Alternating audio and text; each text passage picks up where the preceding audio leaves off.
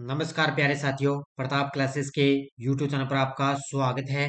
आज है 11 मार्च 2024 और 11 मार्च 2024 के जितने भी इंडिया और वर्ल्ड के जो करंट अफेयर्स के क्वेश्चन बनते हैं, आज उनका हम डिस्कशन करेंगे। पूरा वीडियो ध्यान से देखना और लास्ट में आपसे क्वेश्चन पूछूंगा जिनके जवाब आपको कमेंट बॉक्स में देना होगा। आज अपने पढ़ेंगे भारत की तीनों सेनाओं का संयुक्त अभ्यास भारत शक्ति और हाल ही में अंतर्राष्ट्रीय सौर गठबंधन का 57वां सदस्य बना और भारत को मिला खसरा और रूबेला चैंपियन पुरस्कार। इनकी आज हम चर्चा करेंगे पूरे लेटेस्ट न्यूज के साथ में। डेली आपको सुबह 7 बजे पूरे फैक्ट के साथ में ये करंट अफेयर्स की क्लास है मिलती है।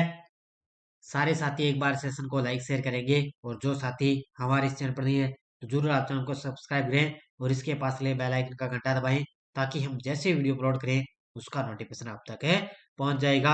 सभी साथियों को गुड मॉर्निंग। तो सबसे पहले हम जो शनिवार के दिन हमने करंट पढ़ा उसको अपने रिवाइज कर लेते हैं। हाल ही में किस शहर में भारत की पहली ड्राइवरलेस मेट्रो ट्रेन की शुरुआत होगी? तो बेंगलुरु में।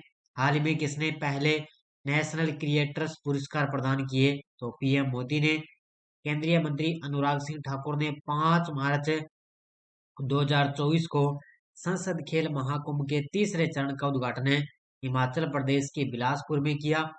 किसानों की भंडारण सुविधा को आसान बनाने के लिए किसने ई किसान उपज निधि का अनावरण किया? तो ये किया है पीयूष गोयल ने। इंडिया यूके अचीवर्स अवार्ड 2024 से किसे सम्मानित किया गया? तो जोया अख्तर और असमा खान को। इंटरनेशनल एडवर्टाइजिंग एसोसिएशन का प्रतिष्ठित गोल्डन कंपास अवार्ड किसे मिला? तो श्रीनिवासन स्वामी को। नाटो का 32वां सदस्य देश बन गया है स्वीडन। और किस देश ने भारतीय श्रमिकों के लिए बीमा योजना की शुरुआत की? तो यूएई ने। और विश्व आर्थिक मंच भारत में कहाँ एआई केंद्र स्थापित करने के लिए समझौता किया? ये किया है कर्नाटक राज्य में। ये थे परसों के क्वेश्चनों का रिवाइज हमने कर लिया। और जो कल संडे के दिन आपको वीकली क्लास मिली थी उसका टेस्ट आज आपको इस वार्षिक करंट अफेयर्स की टेस्ट सीरीज में मिल जाएगा। तो आज आपको टेस्ट भी मिल जाएगा। बाकी आपको डेली इसके अंदर लाइव टेस्ट मिल रहा है, वीकली टेस्ट मिल रहा है और मंथली टेस्ट फरवरी का मिल गया और फरवरी मंथ की पीडीएफ भी आपको इसके अंदर मिल चुकी है। बढ़िया तरीके से आप ये टेस्ट सीरीज ज्वाइन कर लें। 1 साल का करंट आपको यहाँ पे मिलता रहेगा। और इसके अलावा अपनी इंडियन पॉलिटी है फर्स्ट ग्रेड स्कूल में क्या था कि चल रही है, इसके अंदर भारत और राजस्थान स्पेशल आपके लिए करंट ये दिया जा रहा है। तो स्टार्ट करें आज की क्लास। और आज की क्लास बड़ी महत्वपूर्ण होने वाली है क्योंकि बड़े लगभग एग्जाम में छपने वाले आज की क्लास में क्वेश्चन मैं लेकर आया हूँ। तो सारे विद्यार्थी एक बार सेशन को लाइक शेयर करेंगे। आज की क्लास का पहला क्वेश्चन आपके सामने देखो। हाल ही में भारत की तीनों सेनाओं का संयुक्त अभ्यास भारत शक्ति कहाँ आयोजित किया जाएगा? भारत की तीनों सेना तो आप जानते हो, थल जल और थल थल नौसेना और वायुसेना। तो इन तीनों सेनाओं का संयुक्त अभ्यास होगा भारत शक्ति और ये कल 12 मार्च को आयोजित किया जाएगा राजस्थान के जैसलमेर के पोखरण जिले में। कहाँ पर है? राजस्थान का जो जैसलमेर जिला है, पोखरण स्थान है, वहां पर तीनों सेनाओं का संयुक्त अभ्यास भारत शक्ति आयोजित किया जाए। कल होगा ये, 12 मार्च को कल आयोजित किया जाएगा। देखो, सेना के तीनों अंगों का संयुक्त अभ्यास भारत शक्ति 12 मार्च को राजस्थान के पोखरण में आयोजित किया जाएगा। इसमें स्वदेशी रक्षा उपकरणों की क्षमता का प्रदर्शन किया जाएगा। इसमें क्या होगा? इसमें स्वदेशी रक्षा उपकरणों की क्षमता का प्रदर्शन किया जाएगा। इस पोखरण में तीनों सेनाओं की संयुक्त क्षमता और युद्धाभ्यास 12 मार्च को लगभग 50 मिनट के लिए आयोजित किया जाए। यानी कि कल 12 मार्च को ना सिर्फ ओनली 50 मिनट का ये युद्ध अभ्यास होगा, तीनों सेनाओं के बीच में आयोजित होगा। इस युद्धक उपकरणों में एलसीए तेजस, LHMK-4 और मोबाइल एंटी ड्रोन सिस्टम और T-90 टैंक और धनुष के वज्र और पिनाका इसके अंदर शामिल किए जाएंगे। तो ये इसके अंदर ये इतने उपकरण इसमें शामिल किए जाएंगे। कल 12 मार्च को ये अभ्यास आयोजित किया जाएगा। और खास यहाँ पे हमारे देश के प्रधानमंत्री मोदी जी है, वो भी यहाँ पर मौजूद रहेंगे। भारतीय तटरक्षक बल पोर्ट ब्लेयर में संयुक्त अभ्यास सी डिफेंडर्स 2024 किस देश के साथ हुआ है? तो भारतीय तटरक्षक बलों का एक अभ्यास हुआ है। कहाँ पर है? ये हुआ है पोर्ट ब्लेयर के अंदर है। कौन सा अभ्यास है? संयुक्त अभ्यास है, सी डिफेंडर 2024 है। ये हुआ है भारत और यूएसए के बीच। ऑप्शन नंबर 1 किसके बीच हुआ? भारत और यूएसए के बीच हो चुका है। तो भारतीय तटरक्षक आईसीजी और यूनाइटेड स्टेट्स कोस्ट गार्ड यूएससीजी के बीच सी डिफेंडर्स 2024 संयुक्त अभ्यास 9 से 10 मार्च 2024 को अंडमान निकोबार के पोर्ट ब्लेयर पर आयोजित हुआ। तो याद रखना है, भारतीय तटरक्षक बल और यूनाइटेड स्टेट्स कोस्ट गार्ड यानी कि यूएसए के बीच सी डिफेंडर 2024 ये 9 से 10 मार्च तक अभ्यास हुआ अंडमान निकोबार के पोर्ट ब्लेयर पर। द्विपक्षीय सहयोग को मजबूत करने में एक महत्वपूर्ण कदम उठाते हुए यूएससीजी जहाज बर्थोलफ 7 मार्च 2024 को पोर्ट ब्लेयर पहुंचा था। तो इसमें जो यूसीजी जहाज था वो था बर्थोलफ है और ये 7 मार्च 2024 को पोर्ट ब्लेयर पर पहुंचा था। तो ये किसके बीच हुआ? भारतीय तटरक्षक और यूएसए के बीच में। कब हुआ? 9 से 10 मार्च को। हाल ही में अंतर्राष्ट्रीय सौर गठबंधन का 97वां सदस्य बना है। हाल ही में अंतर्राष्ट्रीय सौर गठबंधन का 97वां सदस्य बन गया, वो है पनामा। ऑप्शन नंबर सी। ये तस्वीर में आप देख सकते हो, अंतर्राष्ट्रीय सौर गठबंधन का 97वें सदस्य बन गया है और वो बन चुका है पनामा। देखो, तो वैश्विक नवीनीकरणीय ऊर्जा प्रयासों के लिए एक महत्वपूर्ण विकास में पनामा आधिकारिक तौर पर अंतर्राष्ट्रीय सौर गठबंधन आईएसए का 97वां सदस्य बन चुका है और इसकी घोषणा विदेश मंत्रालय के प्रवक्ता हैं रणधीर जायसवाल ने इसकी घोषणा कर दी है। इसकी घोषणा किसने की? विदेश मंत्रालय के प्रवक्ता रणधीर जायसवाल ने। और अब अंतर्राष्ट्रीय सौर गठबंधन का 97वां सदस्य बन गया पनामा। और ये याद रखना है कि अंतर्राष्ट्रीय सौर गठबंधन की स्थापना कब हुई? 30 नवंबर 2015 को इसकी स्थापना हुई थी। हाल ही में किसने मिस वर्ल्ड 2023 का खिताब जीता है? हाल ही में किसने मिस वर्ल्ड 2023 का खिताब जीता? और ये जीता है Krystyna Pyszkova. Option number C. किसने? Krystyna Pyszkova. ये तस्वीर में आप देख सकते हो, इन्होंने अब की बार मिस वर्ल्ड 2023 का खिताब जीता है। और अब की बार जो ये सिडनी सेटी है भारत की रहने वाली, ये अब की बार 8वें स्थान पर रही है। देखो, तो ये चेक रिपब्लिक की है Krystyna Pyszkova. Miss World pageant finale में मिस वर्ल्ड 2024 से बनी है। लेबनान की Yasmina Zaytoun first runner up रही थी। और मिस वर्ल्ड 2022 क्रोलिना विलास का सिनी सेटी ने क्रिस्टिना को ताज पहनाया है। जो पिछली बार 2022 के अंदर जो मिस वर्ल्ड रही थी ना, उसने क्रिस्टिना को ताज यानी कि क्रिस्टिना पिस्कोवा को ताज पहनाया। भारत की सिनी सेटी टॉप 8 तक पहुंची पर वह टॉप 4 में जगह नहीं बना सकी। अपनी भारतीय जो महिला थी सिनी सेटी, ये 8 नंबर पर पहुंची थी, लेकिन ये टॉप 4 में जगह उन्होंने नहीं बनाई।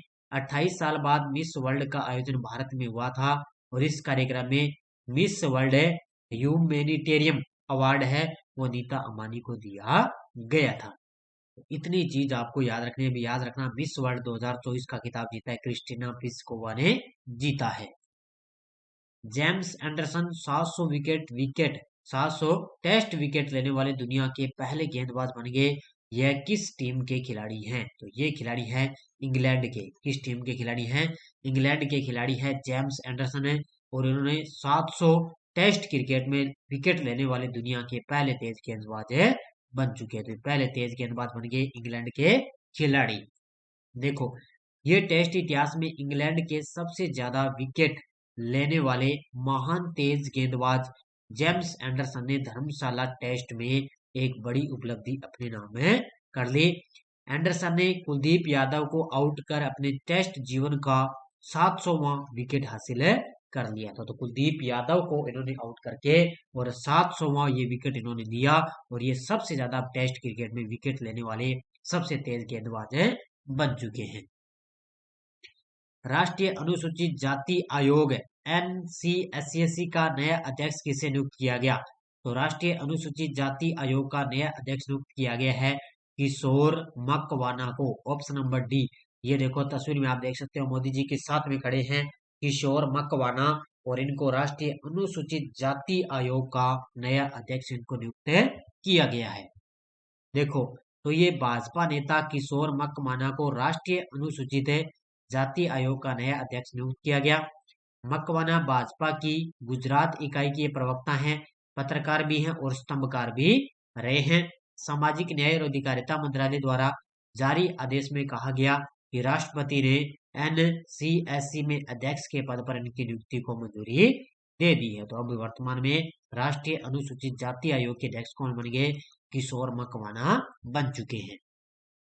अगला क्वेश्चन, हाल में कौन पाकिस्तान के 14वें राष्ट्रपति बने हैं? हाल ही में कौन है पाकिस्तान के 14वें राष्ट्रपति बन गए? तो ये बने हैं Asif Ali Zardari. Option number B कौन है?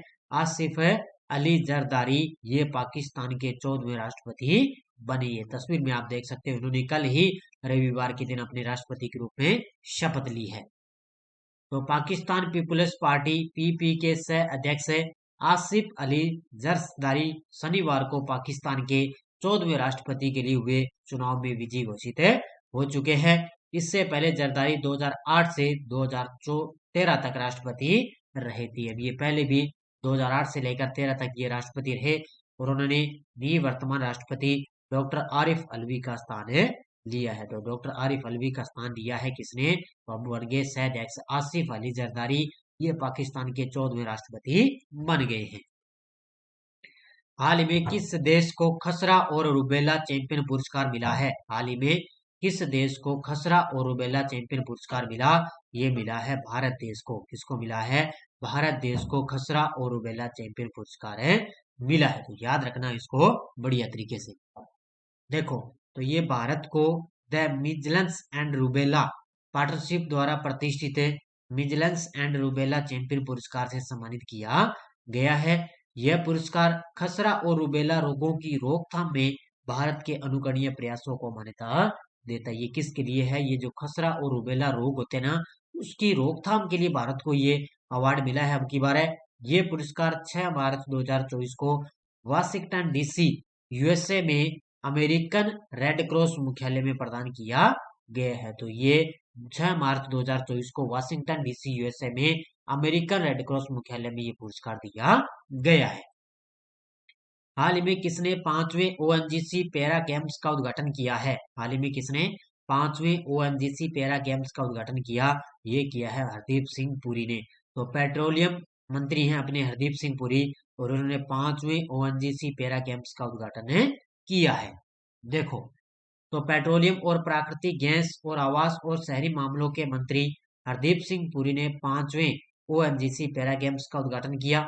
उन्होंने इस खेल विधाओं में से 5वें ओएनजीसी पैरा गेम्स में 249 ओएनजीसियन सहित 371 एथलीट भाग ले रहे हैं। इतना ही पॉइंट आपको याद है रखना है। भारतीय राष्ट्रीय अभिलेखागार के 134वें स्थापना दिवस पर डिजिटल प्रदर्शनी सुभाष अभिनंदन का उद्घाटन कौन करेंगे?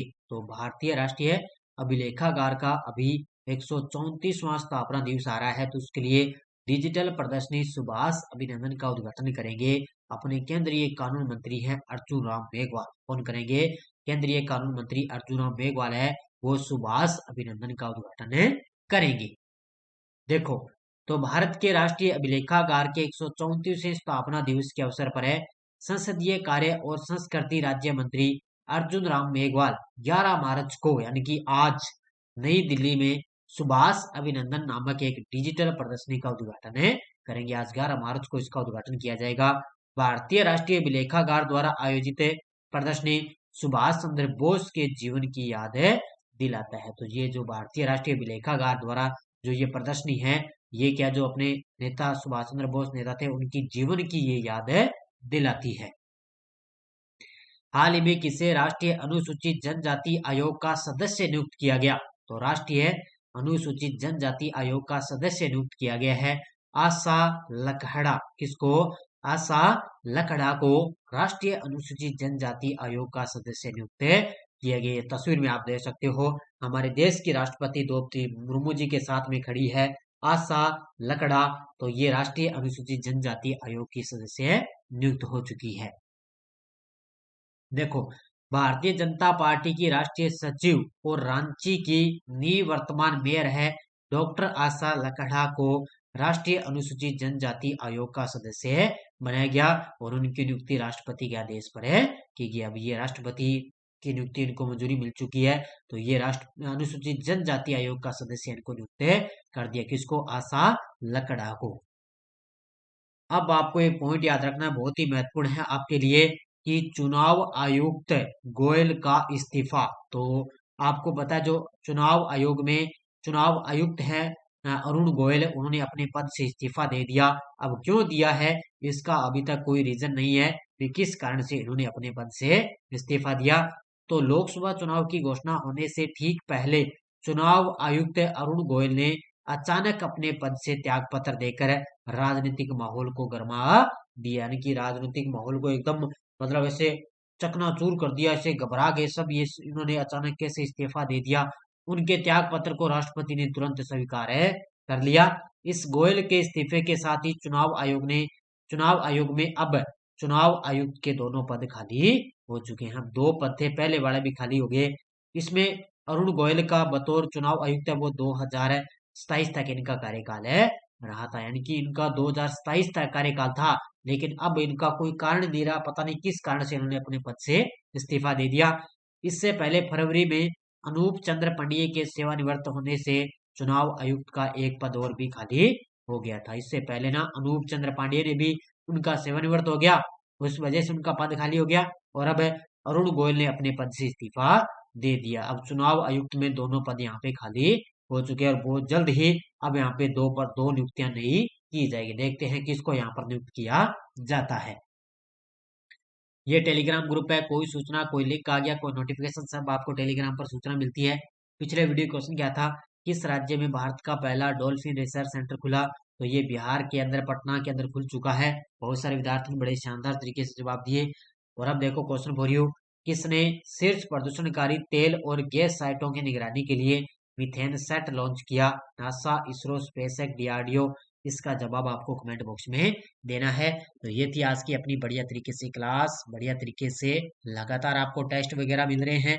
तो प्ले स्टोर से आप प्रताप क्लासेस का ऐप डाउनलोड करके वहां से ये एलडीसी वगैरह है, इसके अलावा इंडियन पॉलिटी है और 2023 की है, एनसीईआरटी बुक है, राजस्थान पुलिस कांस्टेबल है, जनरल साइंस की है, इसके अलावा खूब सारी अपनी टेस्ट सीरीज चल रही है। तो असिस्टेंट लोको पायलट की भी अपनी टेस्ट सीरीज चल रही है। तो सारे विद्यार्थी वीडियो को ज्यादा लाइक शेयर करेंगे। धन्यवाद। जय हिंद, जय भारत।